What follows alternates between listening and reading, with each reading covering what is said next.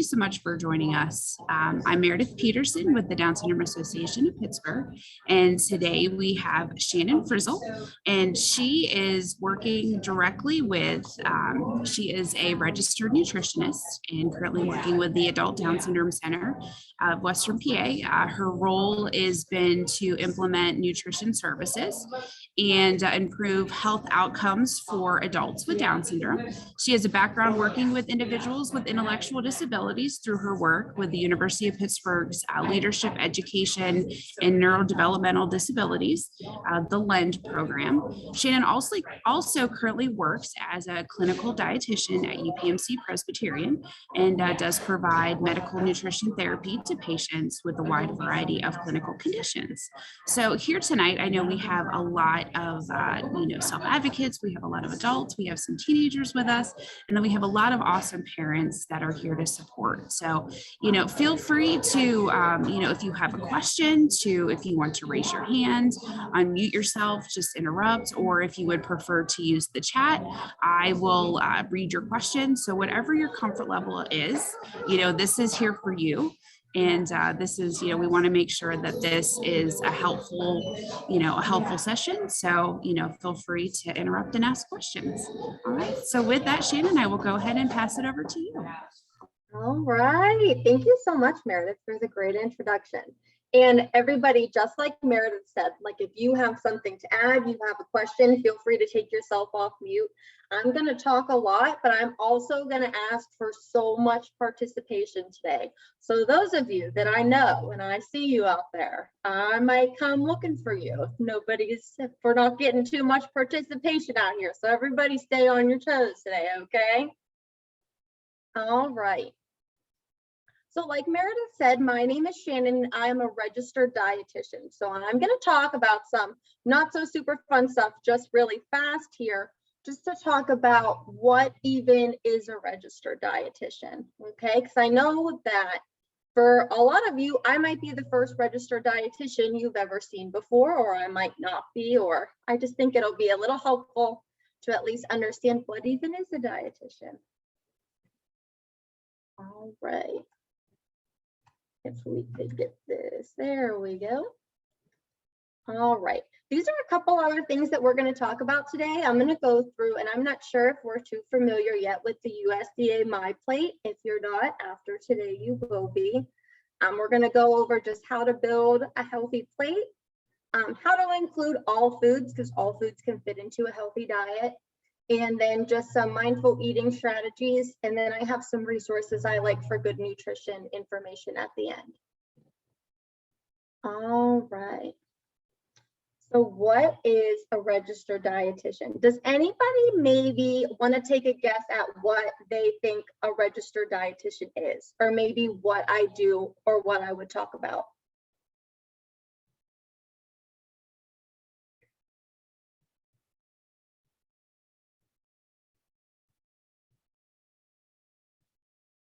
Does anybody have a guess? I think for me, I think a registered dietitian is basically they actually help with like what if there is a problem with like food or like food related, or if you're like if you want some advice or tips, they can help you. Yes, I think that's such a good answer. A registered dietitian is a good person to go to if you want help or tips or advice about food and nutrition. So that was a really, really good answer. All righty. And I am going to talk just a little bit more about it, just because there's all kinds of other things that go into being a registered dietitian too.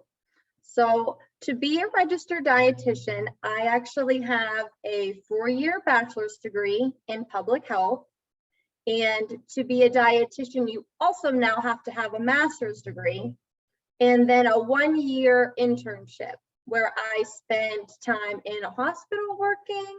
I spent time in a nursing home working, and just all kind of other places too, just to get such a good experience working with all kinds of different people. I also had to study really, really hard and take a big test right at the end, just so I could be a registered dietitian. So when you see my name and there's these little letters after it, the RD or the RDN means a registered dietitian. And then the LD or the LDN means a licensed dietitian. And that's different across all the states. That's just what the letters are here in Pennsylvania. And the reason I say that is because there is nutrition information all over the internet and comes from all kinds of places on TV or from people you know. And it's just, we kind of want to make sure we're getting good information and we're not just believing everything that might be out there. Because as a registered dietitian, we have to be very honest about all the things we say. We have to make sure if we're going to be giving tips and advice about food, that it's something that's not going to hurt anyone, that it's something that's going to be really helpful to you. So just to explain what those little letters mean a little bit more. All right. And then where are places that you might find a registered dietitian? You will find me at the Adult Down Syndrome Center, but also I work in a hospital downtown. So dietitians can work in hospitals, they can work in nursing homes, they can work in schools and restaurants. I don't know if, I'm sure a lot of you do, I like to too, but if you go out to eat at restaurants, even like fast food, like if you go to Taco Bell, if you ever look up the nutrition facts information, there's dietitians involved in making all of that stuff. So when you look up nutrition facts for restaurants, there's usually a dietitian that put all that together. All righty. So that was the little boring stuff. We're going to get to the fun part, okay? All right. Has anybody ever seen the My Plate before?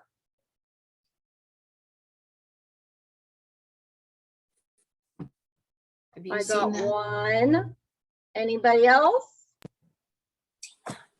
Is this something we've seen before? 2, 3, 4. All right, there's a few of you on here that have seen this before. That's great. All right. So we're just going to talk about the My Plate a little bit more. I really like it because I think it's a nice, colorful way to show us what is a healthy way to structure our plates. Like, how do we put all of our foods together to make a meal that's healthy for us? So we're going to start right at the top here. There's the little red corner that says fruits. Notice that the fruits is a little bit less than half of our plate.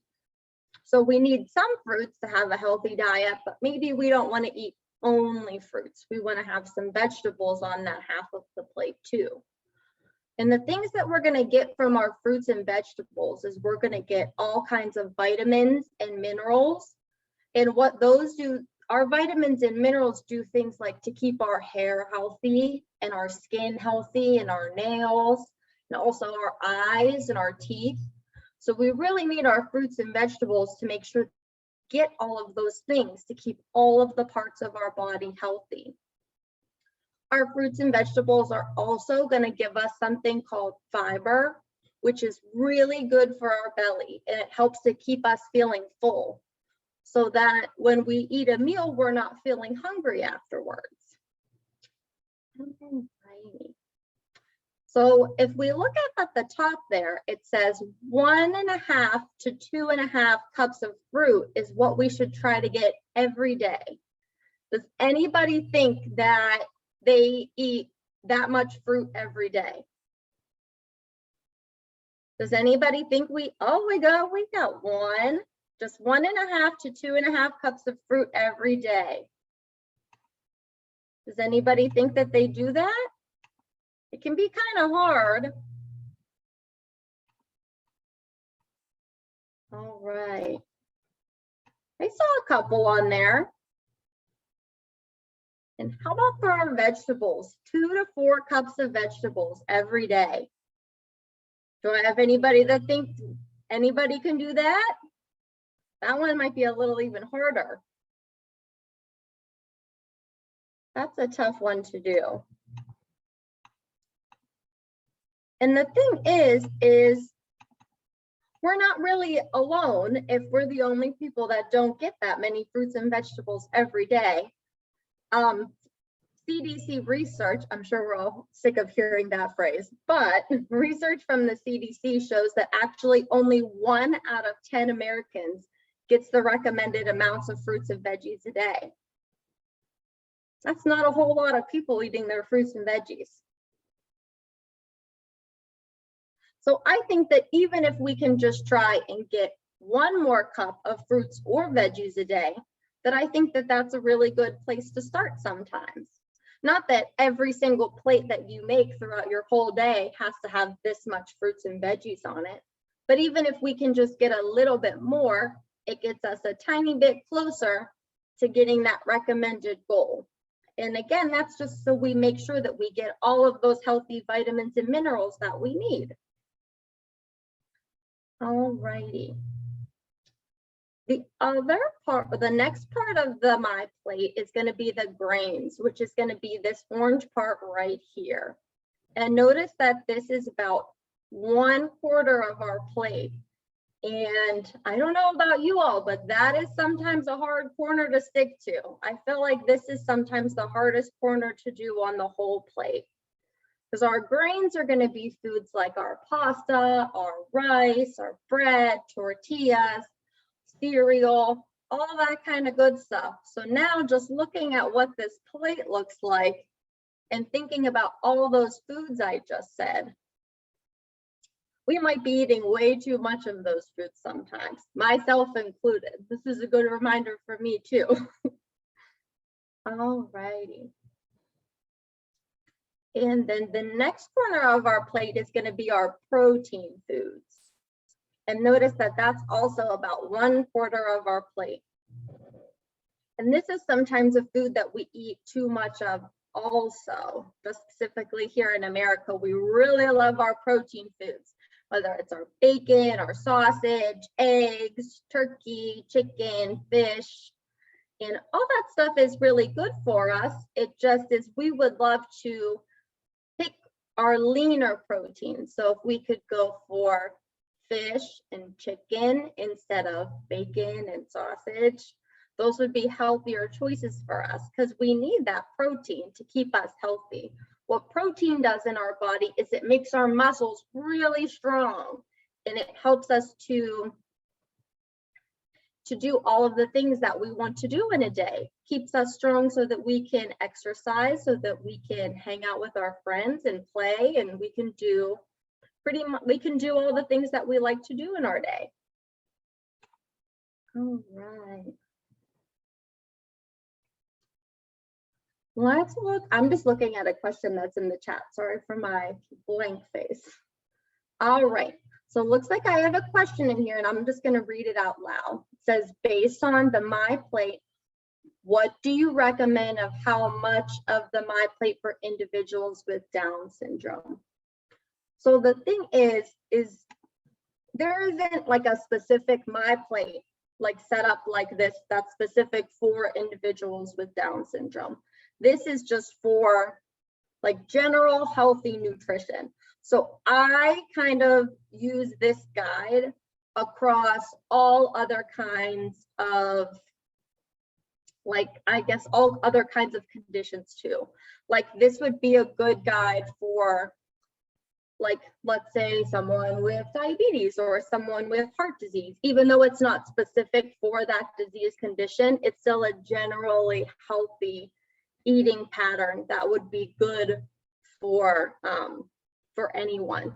I think the one thing that I would say in specific, like to Down syndrome, is if we could try and include more of like those good sources of healthy fats in there, like closer to a Mediterranean style diet, where if we can include salmon and avocados and just those foods that give us those healthy sources of fats, I think is helpful.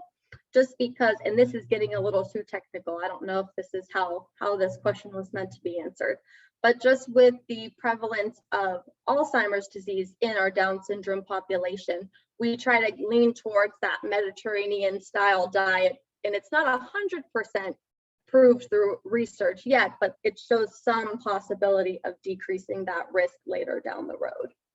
That might have been a little too technical of an answer, but I hope that answered the question. All right. And the last little group we have here is going to be our dairy foods, which is going to be my favorite group ever. So sad that it's the smallest one, but this is going to be like our milk, our cheese. And like I said, it is just the smallest one over here. So 3 cups of dairy a day would be recommended. We would like to go for lower fat dairy products, so 1% or skim milk, or lower fat cheeses. I'm not sure. Does anybody think that they get 3 cups of dairy every day?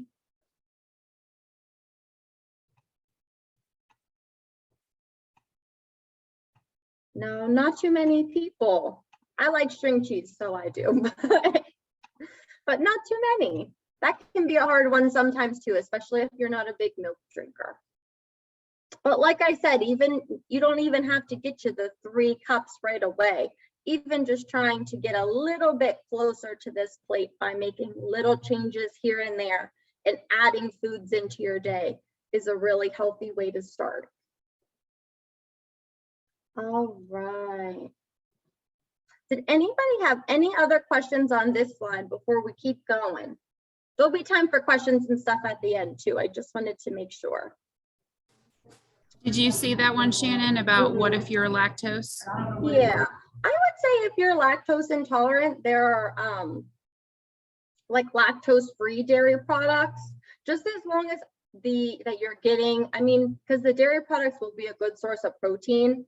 So just that's something to keep in mind, but any kind of lactose-free dairy product, and then just making sure that you're getting enough calcium and vitamin D, which we can get from other foods as well. Like sometimes orange juice is fortified with calcium and vitamin D.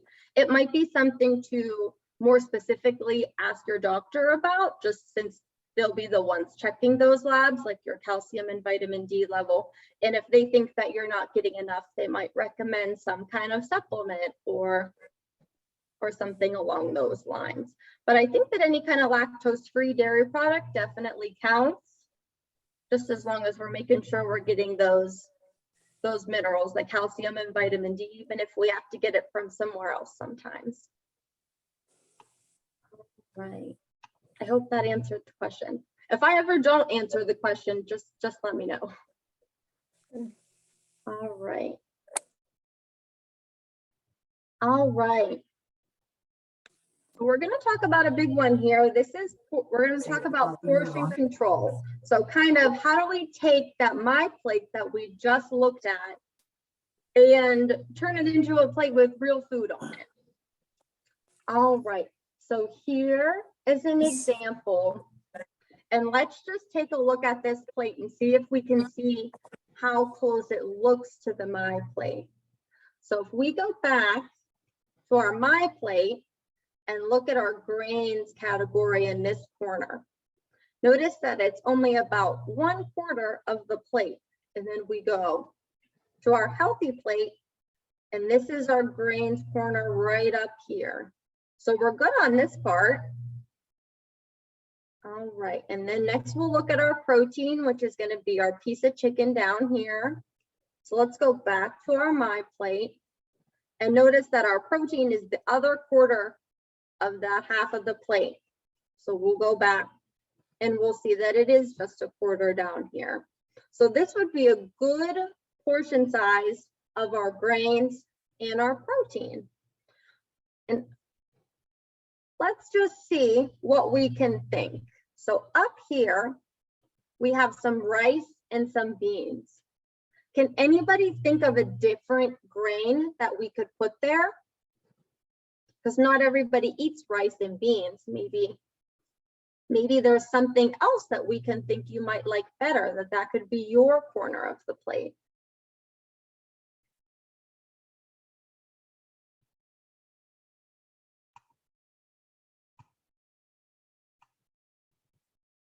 If you think you have something else we could try and put there, feel free to take yourself off mute or type it in the chat box. What else could we put in that grains corner? Noodles. Noodles is right. We could definitely put some noodles or some pasta up in that corner for sure. That's definitely what I was thinking. With potatoes. Potatoes, that's really good. That's a great answer, because even though technically potatoes are a vegetable, they're what we call a starchy vegetable. Our starchy vegetables are going to be potatoes, peas, and corn. So if we had potatoes, peas, or corn, we would want to make sure we keep them in this little corner too. So those were really great answers. All right. And then let's go down to this little corner down here. We got a nice piece of grilled chicken, but not everybody likes to eat chicken. So anybody have any ideas of something else that we could put in this corner of the plate down here? Another kind of protein food.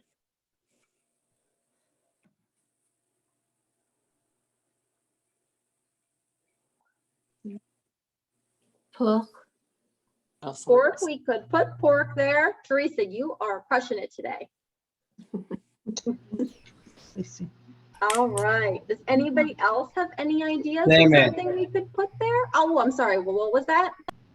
Salmon.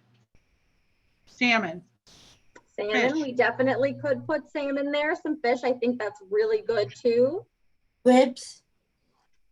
Ribs, we definitely could put ribs there. Ribs might be a little higher in fat, but it is still a protein food. So we could put ribs in this little corner, especially if we're thinking, like, if we're having a barbecue outside, you don't want to just not eat ribs at the barbecue. You want to be able to enjoy yourself and have the foods you like. So I think that that's a really good answer too, because that shows us how we can include all kinds of foods in a healthy diet. While ribs might not be as healthy as chicken or salmon, they can still fit in here and be a part of our healthy diet. Maybe just not every single week. But I think that that was a really, really good answer for that reason. Good job. All right. Now this plate is set up a little bit different than the My Plate. So we're gonna go a little different here. So let's look at our little corner up here where our fruits are. So it's a little less than half of this plate. So we'll go back, and our fruit's not technically on the plate, but if we look at how big this half of an orange is, it probably fits to about the same size as our fruits right here. Can anybody else think of maybe another kind of fruit that we could put here? If you don't like oranges, what would you put on that little plate? Strawberries. Bananas. Heck yeah, strawberries, bananas. I think with bananas too, we got to think about how big this little plate is. Maybe only half of a banana would fit on this little plate. Strawberries. Oh yeah, strawberries. I could fit on this little plate. Cantaloupe. Blueberries. Cantaloupe. Cantaloupe. See, you guys got the hang of this. You can build your own My Plate. All right. And then we're going to look at this other half of the plate. We have all kinds of vegetables here. Looks like we have a nice salad, and then we have some broccoli. So let's go back to our My Plate. We got this, even more than half of the plate is vegetables. Notice on this half of the plate though, they have the whole half of the plate vegetables. And I think that that's a really good job. I think that if we're going to try and get to this 2 to 4 cups of vegetables, that's kind of hard sometimes. So sometimes we might need to have even some extra vegetables. So I think that this plate looks really, really great.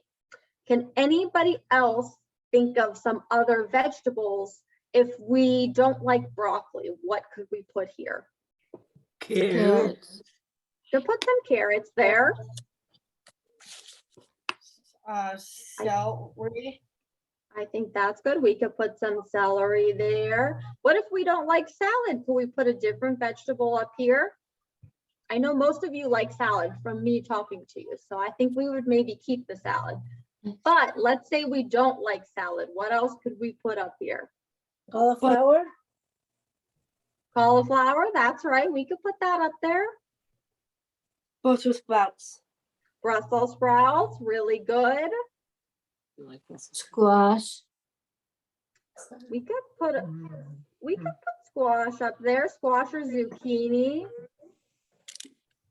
And with all of these examples, I think you guys would be able to really easily fill this whole half of the plate with vegetables.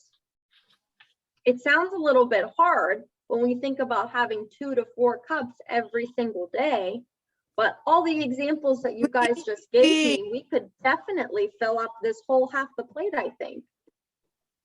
Can you hear me? So I think that that was really, really great. Does anybody else notice anything about this plate that maybe we didn't talk about yet? Green beans. Green beans, we could put green beans there, really good. Water. Water, that's right. The one part of the plate we didn't talk about yet. Notice how we have a big glass of water over here. Because we would really like if we could drink 8 to 10 cups of water every single day. And sometimes that seems a little bit hard when you think about it, but just including a glass here and a glass there. And even if you don't get to 8 to 10 cups every day, maybe sometimes you have diet pop, or sometimes you have iced tea, or sometimes you have a glass of juice. If we can try and include as much water as we can, that's what our body really needs to keep us hydrated. All right, that was a really good job, everybody. Thank you so much for participating. I thought we'd be a little sleepy today, but you're all doing great. All right, now I want everybody to check out this other half of the page here,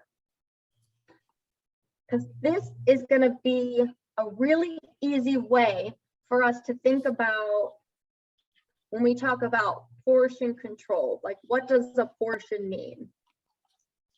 So a portion is going to be how much of a specific food that we should have at one time. So we can all do this right now on our hands. We can try. So when we think about having our protein food that we put in the corner of this plate down here, we think about maybe a 3 to 4 ounce serving, and 3 to 4 ounces will be right in the palm of our hand. Can everybody try that on their hand? Can we see where we would maybe have our protein food right in the palm of our hand? We're not counting our fingers, we're just right in the palm. And foods we could measure like that, not that you have to measure all your food with your hands, but it's just an easy way to look at it and say, if we're looking at this piece of chicken on this plate, it should look something like the size of the palm of our hand. Would be a really good size for that piece of chicken. All right. Or our salmon or our pork or whatever we were going to put there. All right, the next one is going to be how we measure stuff like butter, maybe like mayonnaise, or if you put like lots of dressing on your salad, maybe this will be a good one for us to use here. So when we measure things that are fat foods, so it's going to be oil, butter, mayonnaise, some of our salad dressings, we'll use just this top chunk of our thumb. The little top of our thumb is a way that we can look and see how much we should really be using, because that will be about 1 teaspoon. And some of our dressings say about a tablespoon. Sometimes they say that's the serving that they put on the back of the bottle. So if it's a little bit bigger than this chunk of your thumb, sometimes that's okay too. But it's just something to look at and see, like if we're using butter, if we're going to put butter on our bagel in the morning, we want to try and stick to just this little tip of our thumbnail up here as a way for us to measure. All right, and here we go. And here's what we were just talking about, our salad dressing, our sour cream, our cream cheese.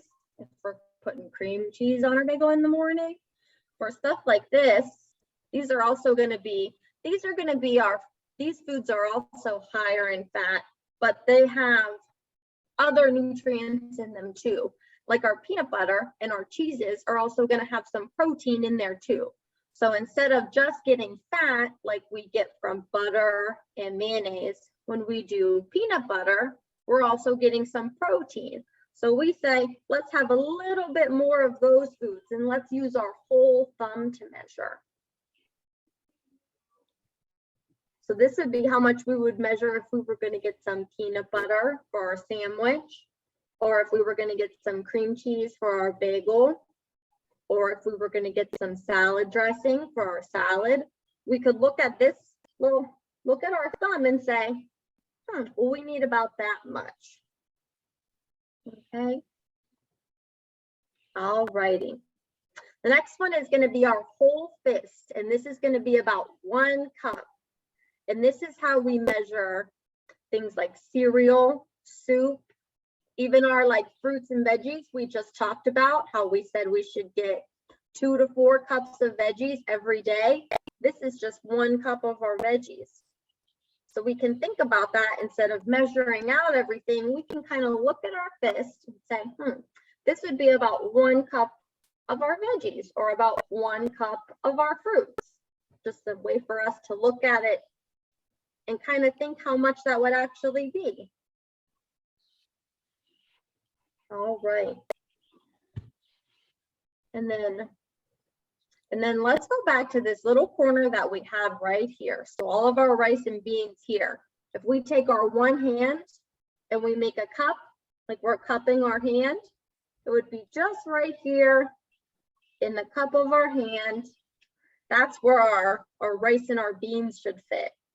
Or maybe our pasta or our potatoes would fit just right here in the cup of our hand. If we're not going to measure it out exactly like a cup, like if we're not going to really take the time to measure everything, we can at least look at our hand and go, in this little cup, that's where we should fit our pasta. Alrighty, oops, I'm going too fast. All right. And at the bottom here is kind of how we're going to measure some of our snack foods that we like chips and crackers and pretzels. We can do just what we did, that cup in our hand, except we'll get 2 cups in our hand. And this will be how we measure our chips, our crackers, our pretzels. The hard part about this though is sticking to these 2 cups. When we have chips and crackers and pretzels, we got to think just 2 of these cups in our hands, and then that should be it. This is about what the whole portion would be. And the portion is the amount of the food that we should be eating at one time. So we'll use those 2 cups in our hands for those kinds of foods. All right. Did anybody have any questions on all of this stuff we just talked about before we keep going?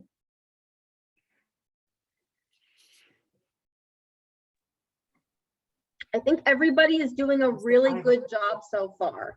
We've had lots of good answers. What's your question? If you hit a small, how can you measure it out with smaller hands? How can I'm sorry, what was the question? I couldn't quite hear you. If you're measuring out the food that we're pushing it out, but I have smaller hands, so what should I do? Oh.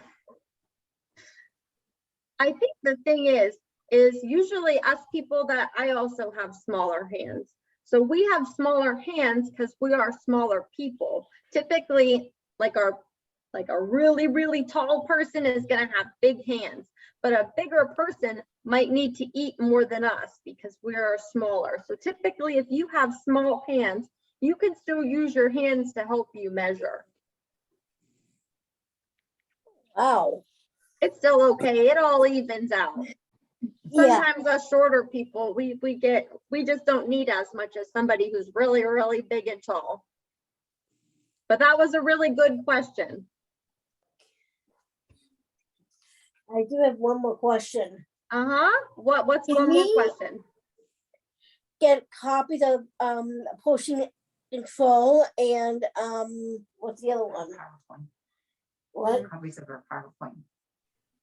Copies of your PowerPoint. So we Oh, can yeah, use the that PowerPoint. as Yeah, we can definitely, I'll definitely make that would sure help you me get some out. copies of the PowerPoint. That's good. You're planning on doing some of this. I like it. Yes. Good. I'm glad you're excited. All right, let me look up here too. All right, alternative to drinking water. Is there any suggestions?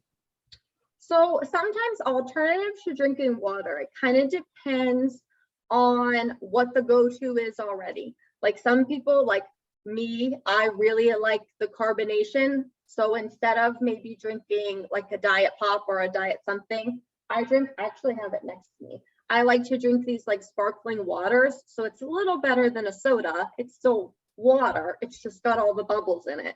So that's another alternative. Or I really like even just the flavor enhancers, like the little Neo that you could put the drops in, or even if it's like the Crystal Light packets, at least like the base is water and you're putting like a no calorie like sweetener into it. So I think it's just trying to drink as much water as we can, even if, you know, our daily intake is no cups of water, even just increasing it to once a day, you know, that's a step in the right direction. But I think using like if it is the carbonation and it's a person that really likes to drink soda, trying some of the, like the, sorry, I was just like reading the chat, trying some of the, like the alternatives to like a diet soda, like the carbonated waters. And then if it's really just like a person that doesn't like the plain taste of water, adding some of those flavor enhancers that are still like the 0 calorie. Oh, thank you, Heather. Yes, getting a fun water bottle definitely helps you drink more water. All right. All righty. Does anybody else have any other questions before we keep going? Those were really good questions.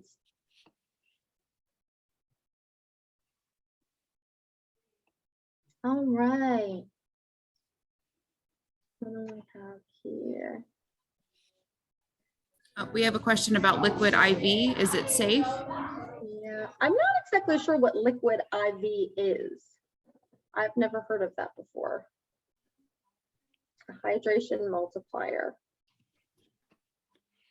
Is it kind of just supposed to be like electrolytes? Like, is that what the,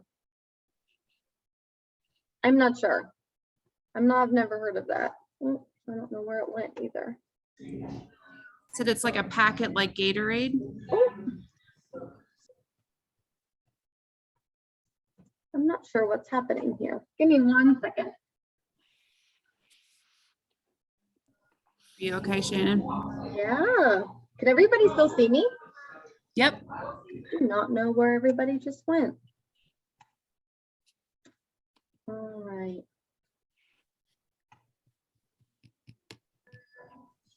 Oh, a packet. Okay, so it is just like an electrolyte. Yeah, I think something like that that's totally okay.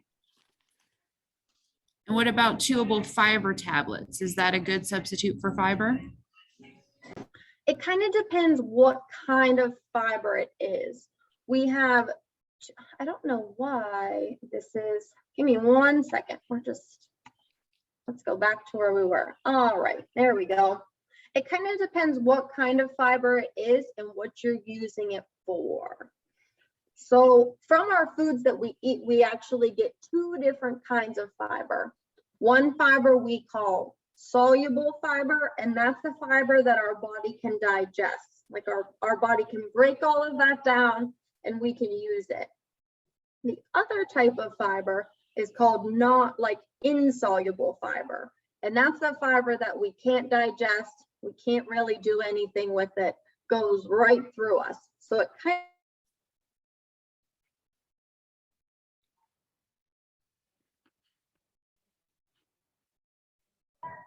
Uh-oh, guys, hold on. It looks like Shannon lost us. But Shannon, you're on mute. there she is. We're back. I have no idea what is going on here. Right. So let's go back a little bit. Just as I said, this was getting easier, huh? All right. See if I can get. And Teresa, I'll show her your fiber choice. And Shannon, it's fiber choice that they're asking about specifically. I don't know if you know anything about that. I'm having trouble like seeing the chat again. If I get out of here. Yeah. Do you have it full screen? Is that? That's definitely what it is, but I don't know how that happened.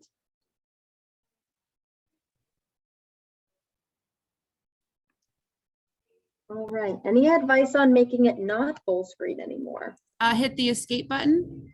Uh-huh. Like again? Did it go away or no? No. Let's look here. Sorry, everyone, a little bit of technical difficulties here today. All right, let's put that there. Yeah, I do not see. All right, here we go. We can at least go through these questions in here really quick. All right.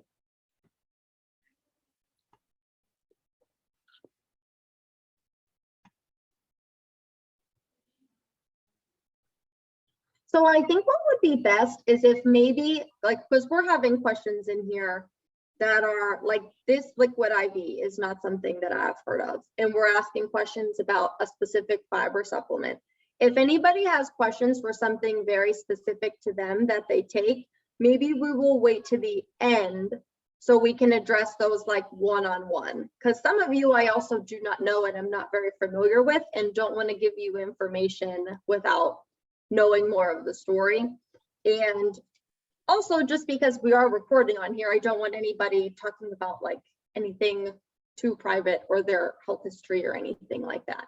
So we'll maybe save some of the questions that might be individually specific to if you want to ask at the end, or I could always like see if I can't look into it and follow up with you later. But if we have questions like in general about the information on the slides, I think we can do that. But maybe anything that's super, super specific, we can just wait till the end. All right. Let's get back to. All right. This is like all out of whack for me now. All right. Everybody can still see my screen, right? We can only see, we just see your face. We can't see the screen. Maybe that's what happened. Maybe when it kicked me off, I stopped sharing it. All right.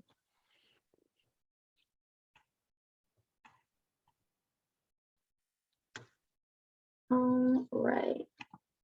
All right, now we see your screen, Shannon. Now we're back. That's what happened. I guess when it kicked me off, it really kicked me off.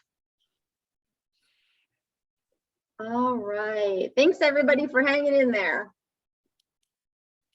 Thank you for hanging in there. Yeah, listen, You got this. What happened there?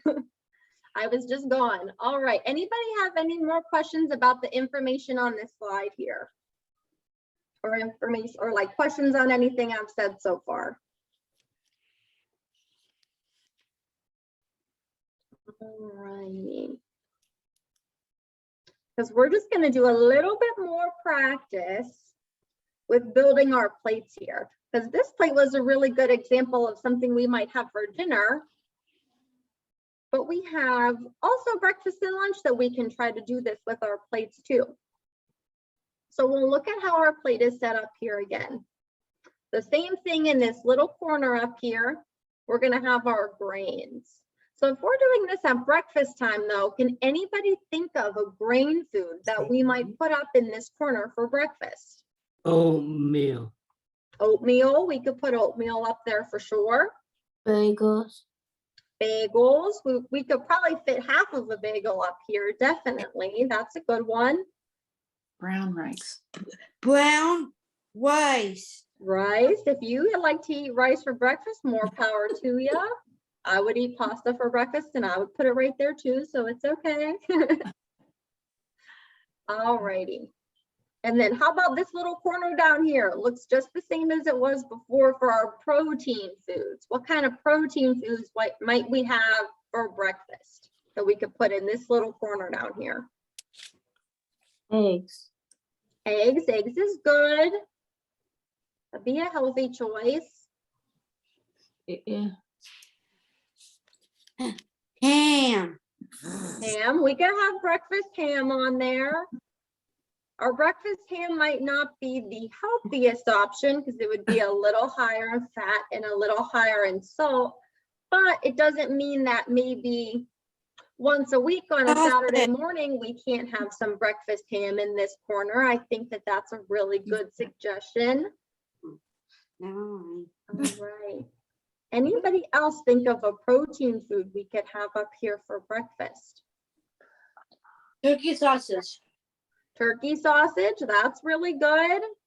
And turkey bacon. And turkey bacon, good That's job. good. Even better than the regular stuff. All right. Really good job, Cheese. everybody. What was that last one? I'm sorry. Cheese. Cheese, we could put some low-fat cheese there. That's a good protein too, especially like our cottage cheese we have right here. Yogurt. Yogurt.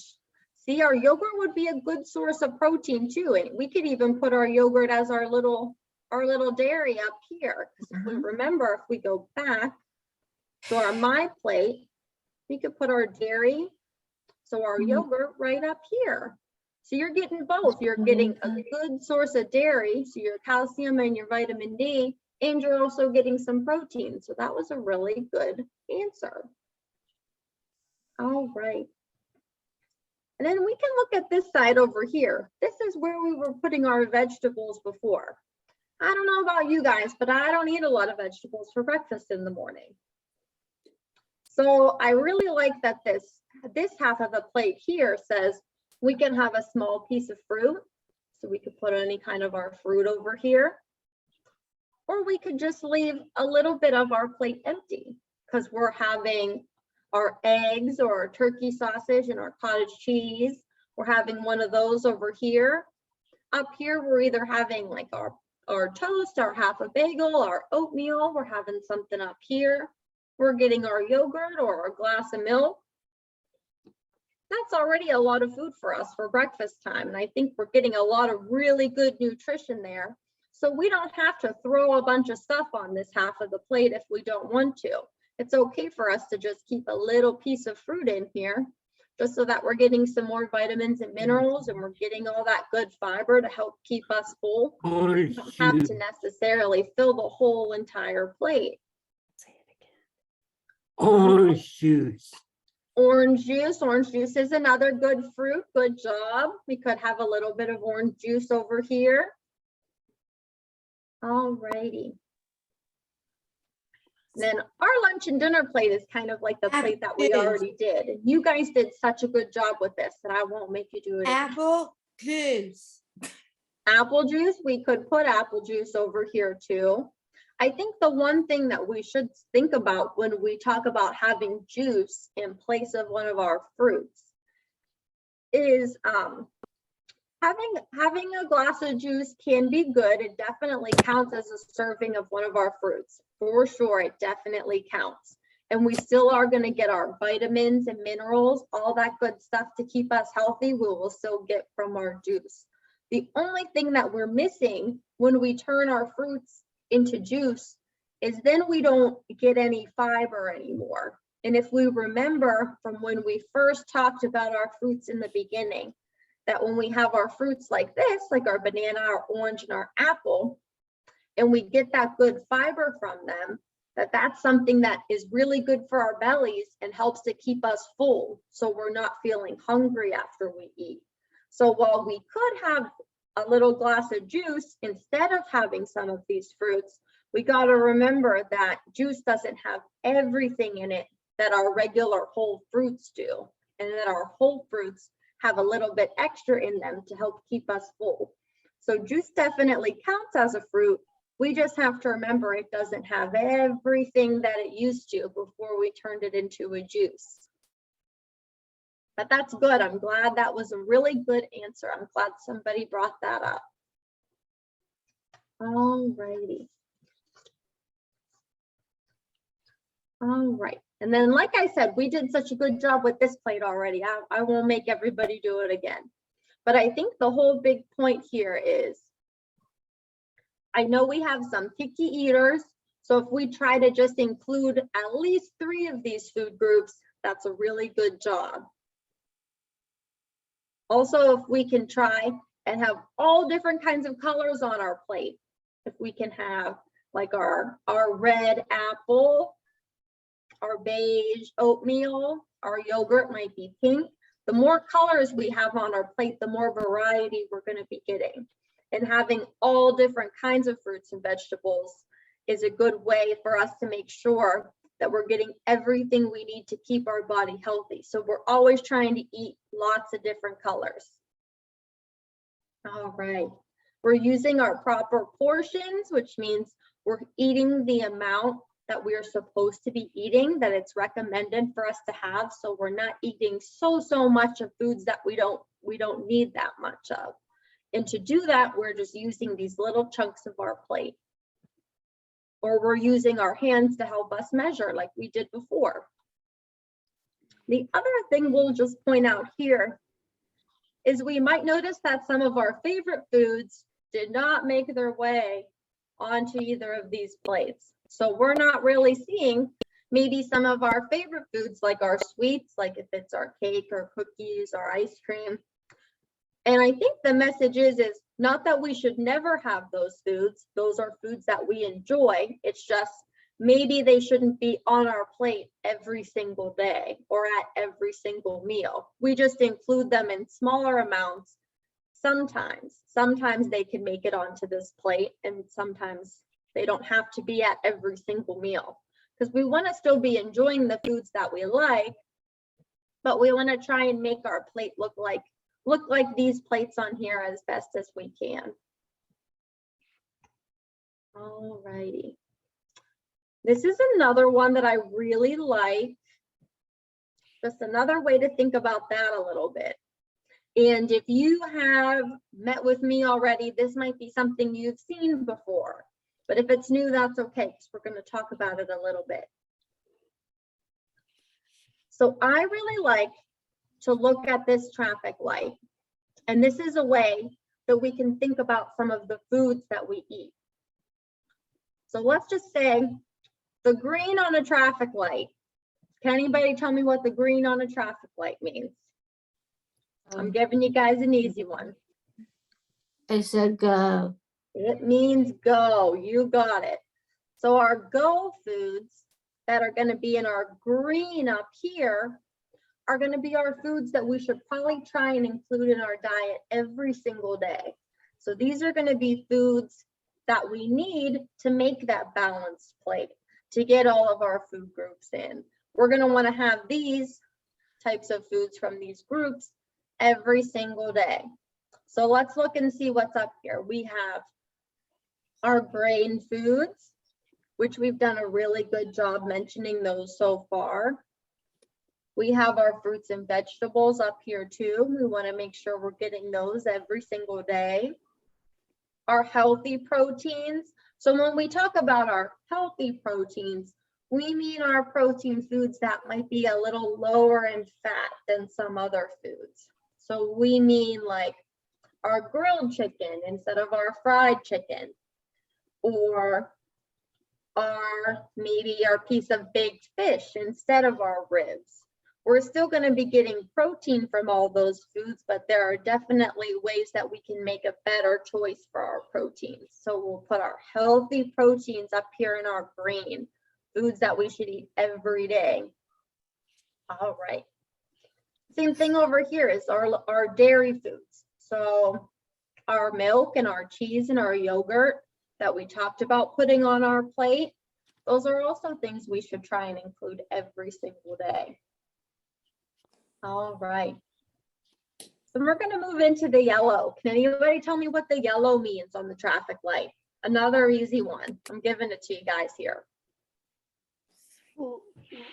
Low. Go slow. That's right. So let's look at this here.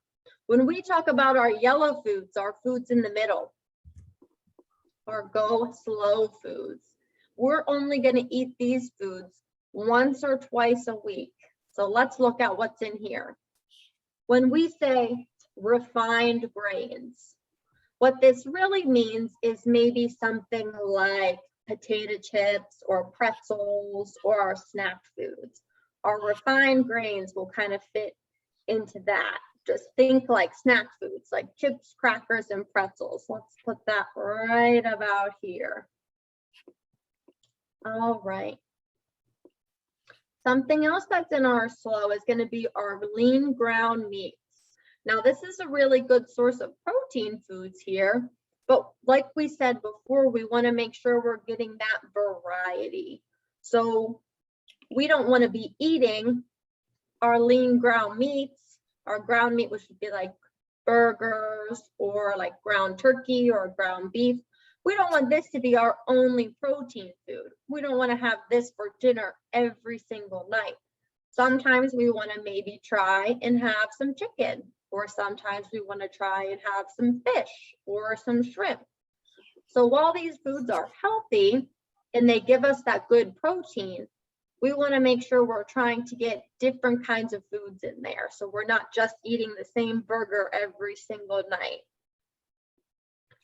All right. So same thing that we're doing here. Notice that this says low sugar cookies and cakes.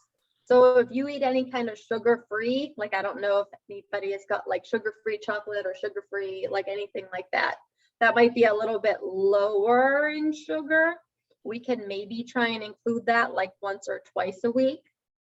Like even if it's something like a low sugar, like ice cream bar or something sweet like that for dessert, maybe try and go for once or twice a week. All right. Pudding.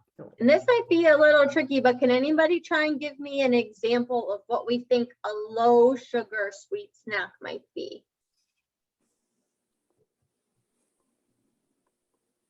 That one's a little tricky. Angel food cake. Yes, that was a really good answer. Angel food cake is Popsicles. definitely lower in sugar, but not that we want to eat angel food cake every single day. But that's a really good example. Anybody else think of anything? Strawberries and whipped cream. Strawberries and whipped cream is a really good answer because those strawberries are really healthy and we got them up here in our green. But do we want to be eating Popcorn. whipped cream every single day? Maybe not so much. So I think that that was a really good answer. Popcorn. Popcorn. Popcorn might fit over here in our refined grains. I think that that's really good, especially if it's the butter popcorn that's already in the bag. What about Skinny Girl? Skinny Pop would probably fit over here too. I Okay. like Skinny Pop too. I know. All righty. All right. So like we said, those foods that we talked about would be our yellow foods. Maybe we don't eat them every single night, but we can have them once or twice a week would probably be a good way to include them. All right. We're down here at the red. Who can tell me what the red is on the traffic light? Stop. Stop. Nice. Listen. All right. So when we talk about stop, we're down here at the red light.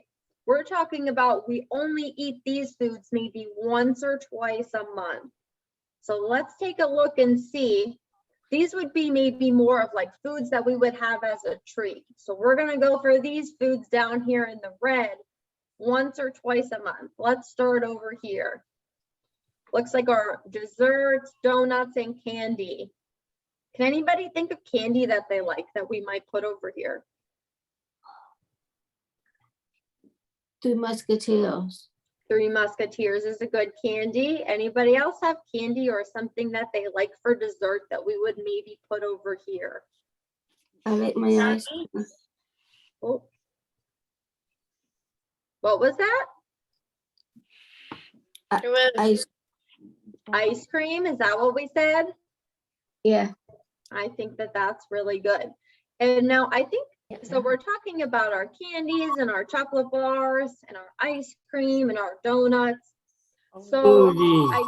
I think it's important for us to notice that if this is our whole diet, like this is how we eat. These are the foods we eat every day. These are the foods we eat once or twice a week. These are the foods we eat once or twice a month. This would be a healthy diet for us, including all of these foods. So we can still have our donuts and our candies and our ice cream, and we can still be healthy. Those foods can fit into a healthy diet. It's just how many times we eat them and how much we have.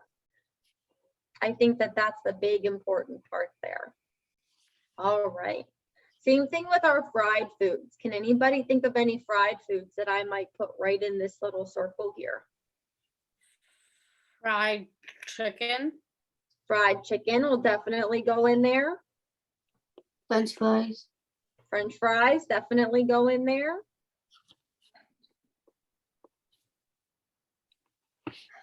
Yeah, I think that that's really good. And again, what we're saying is we can have French fries sometimes, and that can be part of a healthy diet. It's just maybe only once or twice a month. I think that's really good job, everybody. All right. So here we have our soda and our chocolate milk for our pop drinkers out there. And I would say that this would be like regular pop, like having regular pop, maybe only once or twice a month. It'd be, all right. And then right here we have our processed meat. And what that means is just our meats like our lunch meat, like our chipped ham that we might put on our sandwich, or our bacon and sausage that we have in the morning. So our processed meat, we might only want to put in here once or twice a month. And I would say when we talk about bacon or sausage, we mean like the full fat, good stuff. If we're going for like a leaner meat, like a turkey, like a lean, like turkey sausage or lean turkey bacon, we could probably fit that up here with our lean meats. All right. Does anybody have any questions? Oh, before I just skip it, does anybody have any questions about our traffic light here?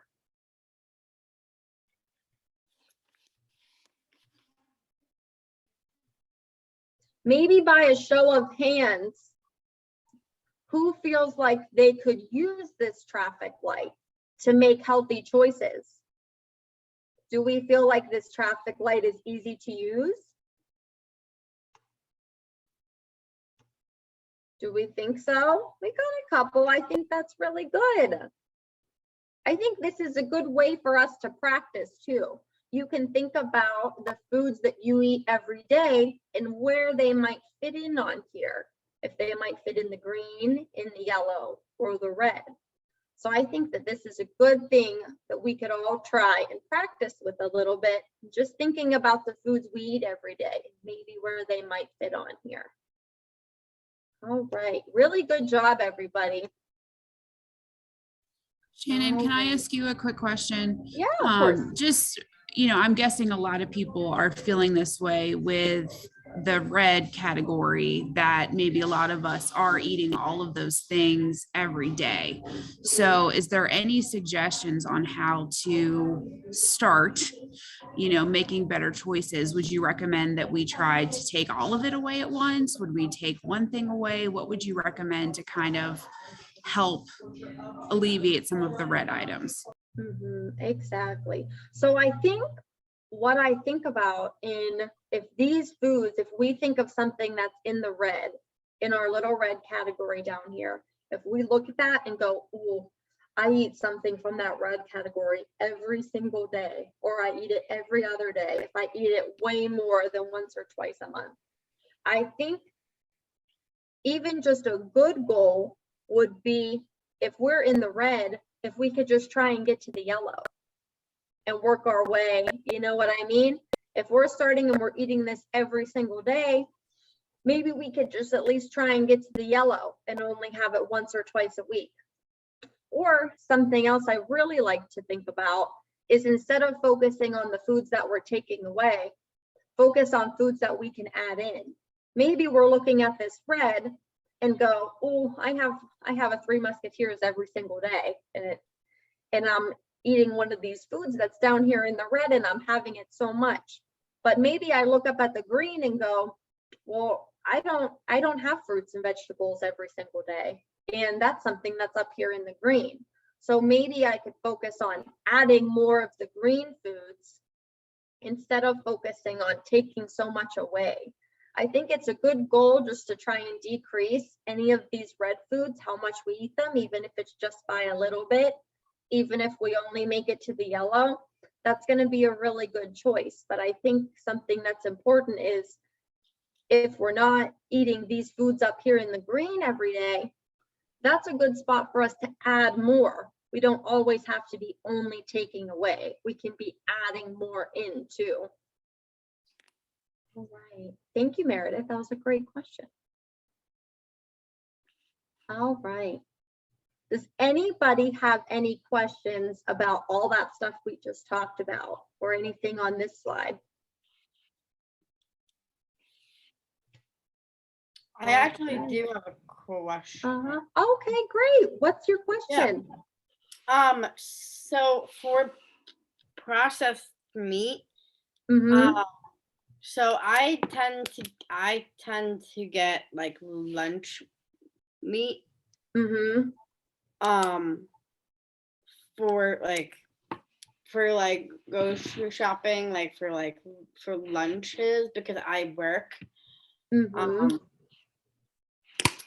Is that like, do you know like why processed meat is like not that good? Of why it's not that healthy. Yeah, I think that is a really, really great question that you just brought up. So our processed meats are going to be down here in the red, just because usually they're a lot higher in fat than maybe our leaner meats that might be up here in the yellow, or our really healthy proteins that might be up here in the green. So they have a lot of extra fat that's not super good for things like our heart health, our blood pressure, and our weight too. So that really high fat is why they're down here. And they're also, the reason that you can get lunch meat and it lasts so long in your fridge is because there's so much salt in there too. So our lunch meats are down here because they're higher in fat and higher in salt. So higher in fat than maybe our lean meats here, or even than our healthy proteins here. And then just all that extra salt in there isn't really very good for us either. But I see where you're coming from, because having something that you already buy from the store like this, that you don't have to cook, is really easy. So I think if this is something you eat every day, even if you just try, okay, maybe I'll try every other day. And on the other days, try having something like a baked chicken sandwich, or maybe try cooking your protein and putting it on your sandwich, just to not be having processed meat every day. So I think, and because it's not like you have to go from the red to the green in 1 week. I think that that's a really good lesson for all of us. Is even if we might be eating something down in the red down here every day, we could start with trying maybe only every other day, or maybe not having it 2 days a week. So not that we have to go and completely cut everything out, but I think that that was a really good question and a really good point to bring up for everybody on here, because I'm sure everybody has a food like that that they think of that they might see down here. So that was a really, really good question. Is like with processed meat, like is there an alternative, like without like not having lunch meat? Mhm. You mean like an alternative to getting like lunch meat of something that you don't have to cook? Is that the answer? Yeah. Like something easier? I think it would be, I mean, I think if you could cook it yourself, that would be fantastic, and just having that stuff at home.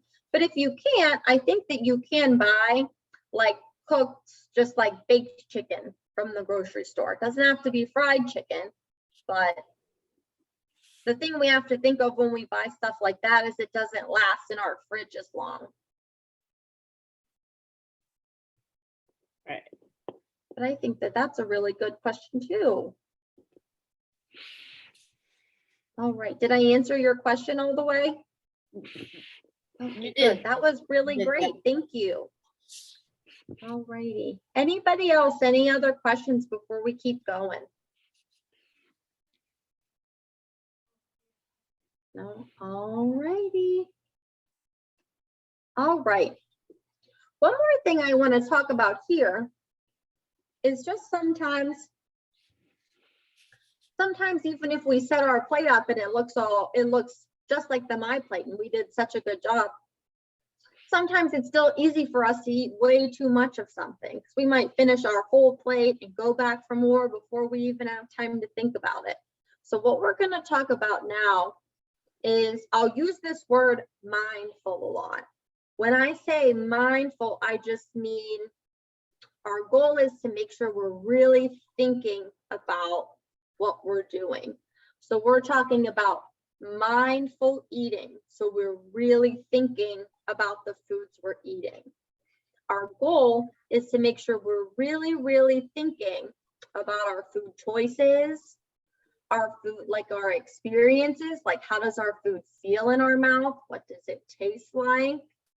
Our cravings, if we're thinking about like, if we really feel like we have to have a certain food right now, why do we think that is? And also our feelings of when we feel hungry and when we feel full. So I guess I'll start this off with a question to you all, if somebody would maybe want to answer just what they think. So can anybody tell me how you feel? How does your body feel when you feel hungry? What are some things you feel when you feel hungry? I actually have a question about that. So like for myself, like I tend like I don't know if I'm like hungry or not. So like my question is like how how do you know that you're hungry? Because I normally like don't know. I think that is a fantastic question. We're actually going to talk about all kinds of stuff that I hope will answer that question. But I think that that's a really good point to bring up, because it is something that's kind of hard. Especially, it's not something that we typically think about every day, why we feel the things that we feel sometimes. So I think that that's a really great start to the conversation that we're going to have. So I'll talk about all this stuff on here, and if I still didn't answer your question, you let me know, okay? Okay. All right, thank you. All right. So Does anybody have anything that they thought of when I asked, how do you know if you feel hungry or not? Maybe by a show of hands, does anybody feel hungry, like in their belly? Does your belly hurt a little bit when you feel hungry? Or does your belly growl at you when you feel hungry? Maybe by a show of hands, does anybody feel like that? Those are some ways we can tell if we're feeling hungry. That's really good. Yeah, we'll notice that in our bellies. Maybe our belly's growling at us, or maybe it hurts a little bit and we know we haven't eaten for a really long time. Those are some ways that we can tell we're hungry. All right. And then how about when we feel full? When maybe we ate way too much and we feel really full. Can somebody tell me what that feels like?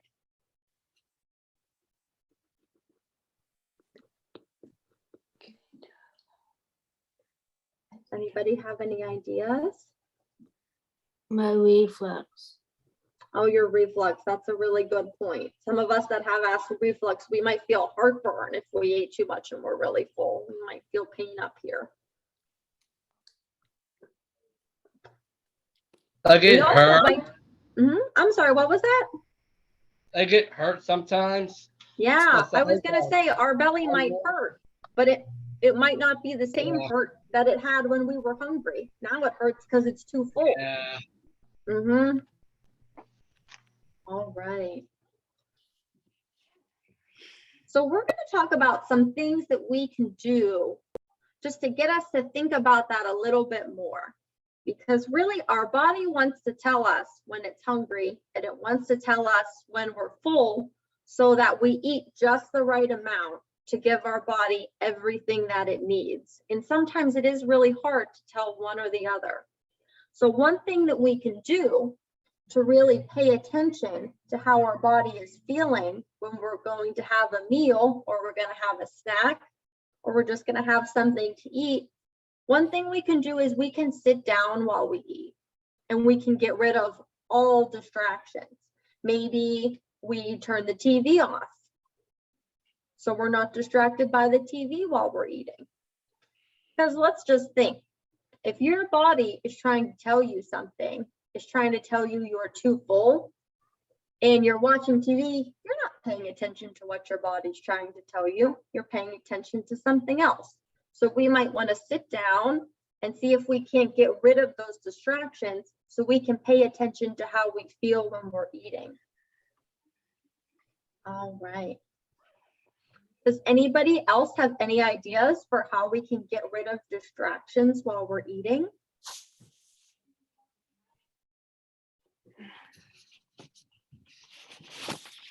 We're going to turn off the TV. Is there maybe anything else we can do to get rid of distractions while we eat?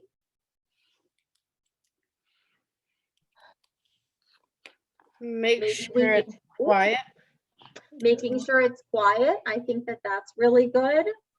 Don't look at your iPad. Don't look at your iPad. You got it. There it is. Don't look at your iPad or your phone.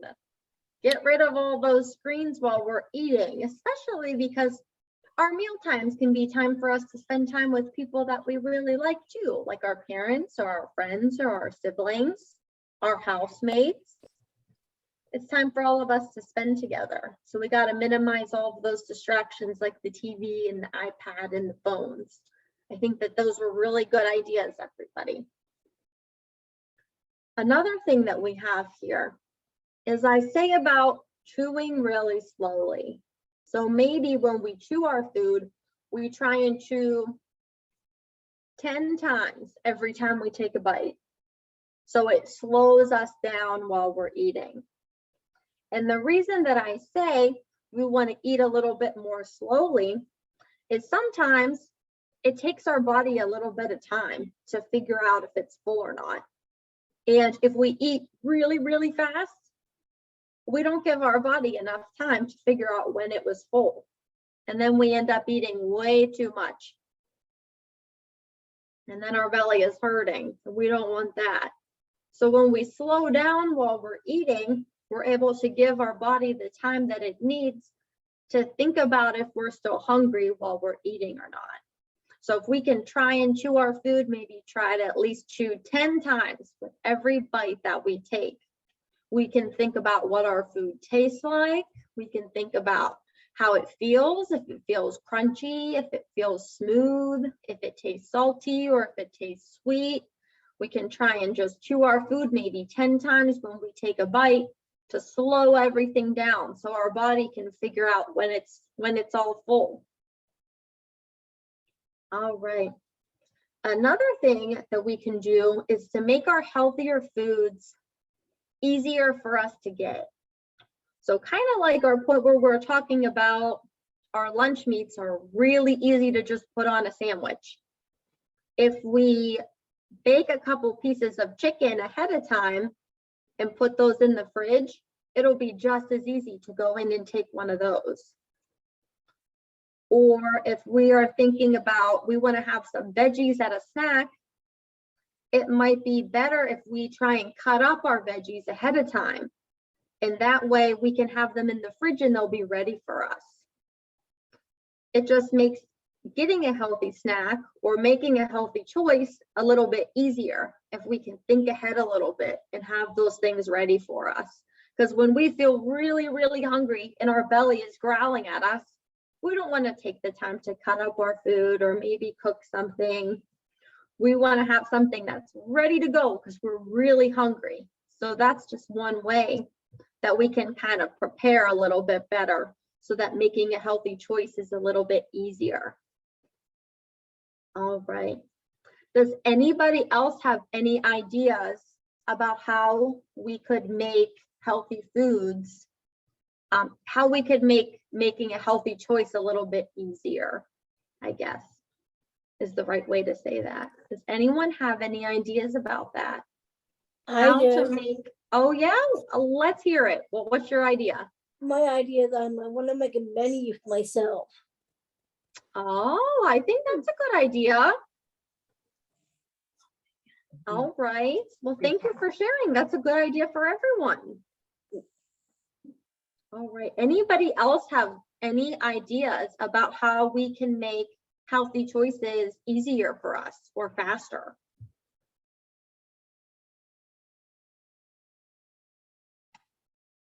Anybody? I think those few that we had were really good. I think that that's definitely a good start. And then one other thing that I did want to say is just when we're thinking about what our body, how our body feels and why it might feel hungry. Sometimes our body gets being thirsty confused with being hungry. So maybe before we go to have a really big meal, we want to try and drink some water, or maybe try and drink some water throughout the day. Even if it's not 100% water, even if it's like water mixed with a little bit of flavoring, just to make sure that we're being a little better hydrated throughout the day, because it's really easy for our body to get confused about feeling thirsty versus feeling hungry. That's another thing we can think about. All righty. And then I think our good question that we had about, well, how do I know if I am hungry? Or how do I know if I'm feeling still hungry, if I already ate dinner?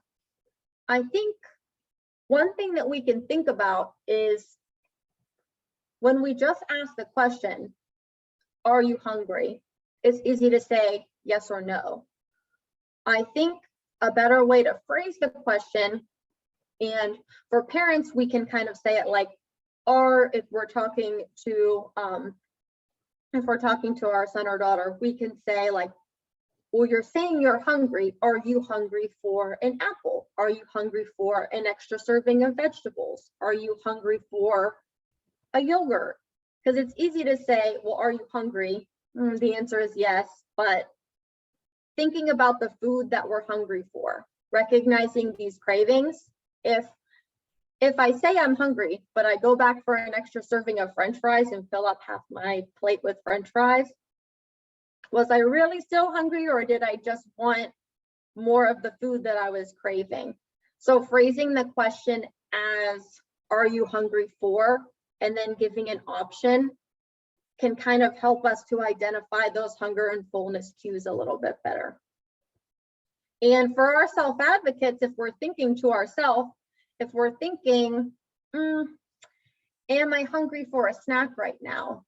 I think we could think, am I hungry for a healthy snack? Am I hungry for maybe some apples and peanut butter, or some cottage cheese and fruit, or maybe some veggies and some dip?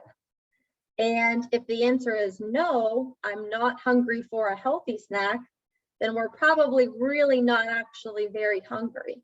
We're probably just craving maybe one of the foods that we really, really like.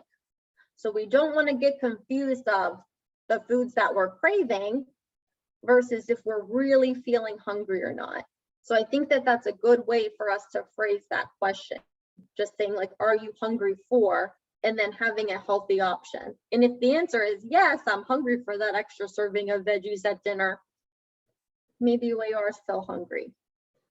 I think another thing that we can always try to do too, and this is helpful maybe at meal times, especially dinner, because that might be a time where we more often go for a second helping of something, would be sometimes like after we've like finished our first serving of our meal, if we're still thinking, oh, maybe I'm a little bit hungry, I'll say, set a timer for like 20 minutes, except don't like a no noise timer. Like it's not gonna like ring when it's done. Just set like a silent timer for 20 minutes and say, we're gonna go do something else. Maybe we'll do some kind of activity together. We'll watch a show, we'll build a puzzle, we'll go on a walk. I'll watch you play your video game. Whatever it is, just another 20-minute activity, and just let that timer go. And most of the time it'll be totally forgotten because the timer's not going to ring.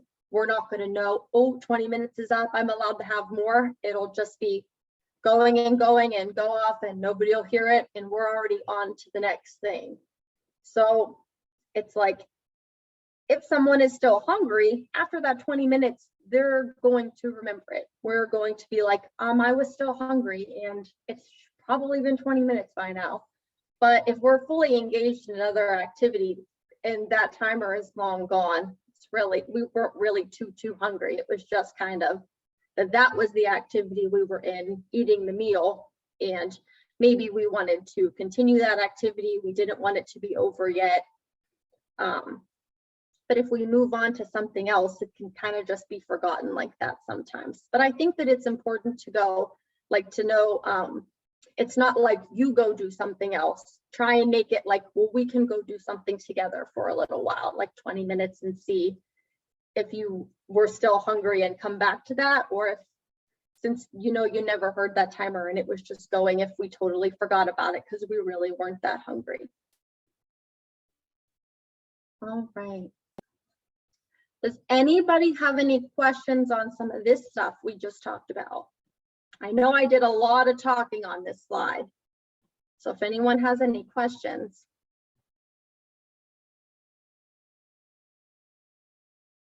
All right. Because I think we're at the end. You guys made it on this Monday night here. Everybody made it to the end. So I'll just disclaimer the questions here. If you think you have a question that is very specific to you personally or a medical condition, just remember that we are being recorded. But any questions on anything we talked about today?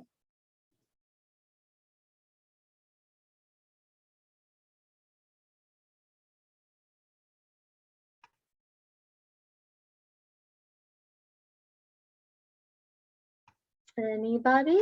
We don't have to have any questions, so if there isn't any, that's okay. I think we've done a great job of asking as we've been going along. So I think we're Yeah, I good. think so too. And so great job to everybody for all the questions you asked, because there were a lot of really, really great topics and things brought up today. Go ahead, Heather. I don't know what to do with that hand, but I see it. Oh, no, that was just a hand clap. Great job, everyone. Oh, I learned a lot. Thank you. oh, good. Yeah, good job to everybody, because we all would not have learned as much as we did if we didn't get so many good answers and so many good questions. So really good job to everybody, and I hope that everyone was able to learn something today. Is it? Is a smoothie healthy? Is a smoothie healthy? I think that that's a good question. Let's look and see if that's in the chat here. All right, let's look. So if we're thinking, I don't know why now this doesn't want to work. So is a smoothie healthy? So when you make a smoothie, what do you put in there? We probably put some fruit and some yogurt, right? Yeah. So those things are healthy. Remember, they fit into our My Plate. It's just, I think we have to go back and make sure we're using our portions. So our portion was our recommended amount of each food that we're supposed to have when we have a meal. So I think if you stick to the correct portion of the fruit, which it might only be a half a cup or a whole cup, depending on what it is. And then also if we try and choose a yogurt, like a Greek yogurt that has lots of protein in it, that makes a smoothie a little bit healthier. Also, if when we put some milk in our smoothie, if we pick a low fat milk, like a 1% milk or a skim milk, that will make our smoothie a little bit healthier. So I think a smoothie can be healthy. We just have to think about our portions and then some of the foods that we put in there. All right, good question. All right, any other questions, everybody?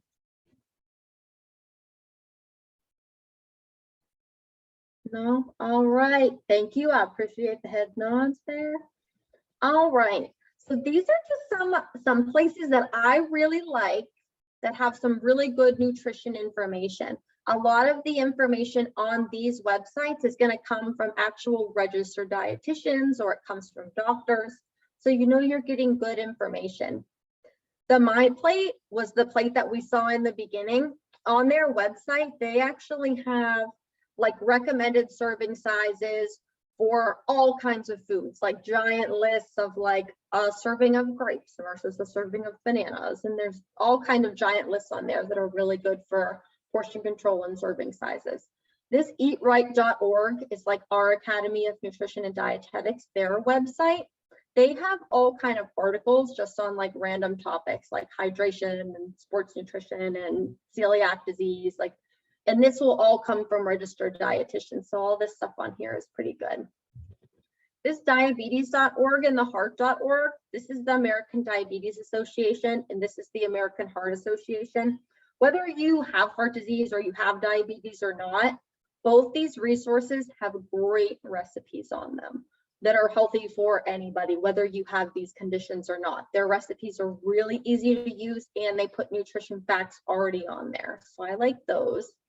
And then for all of our gluten-free folks out there, the celiac.org is a really great resource also for recipes and nutrition information, but also like looking up products. Like if you're looking for a gluten-free granola bar, you can, there's like a little tool in there and it'll give you all kind of options. So really great for finding specific products and finding them gluten-free versions. But that's just some stuff I like. All right. Well, I guess if we don't have any other questions, we'll kind of wrap it up here. I just want to say thank you to everybody so much. I know it's a little bit late and it was all crappy outside today, so I appreciate everybody and all your participation and your great questions. It was nice to see some familiar faces on here too, and nice to see some new faces also. Let's just check this really quick up here. I said thank you. Oh, you're welcome. Thank you. All righty. I don't know, Meredith, if you want to wrap it up. I'm not sure. Sorry, guys. It's just really loud here at Panera, Oh, gotcha. but thank you so much, everyone. I'll be sending out a copy of the recording, a copy of the slides, as well as a survey that'll take you 2 or 3 minutes to complete. Will just really help out. So any questions, you can always reach out to me and I can get them to Shannon as well. But yeah, thanks so much, guys. I appreciate it, and awesome session. Thank you very much, Shannon. Have a good night, guys. Alright. Thank you, everybody.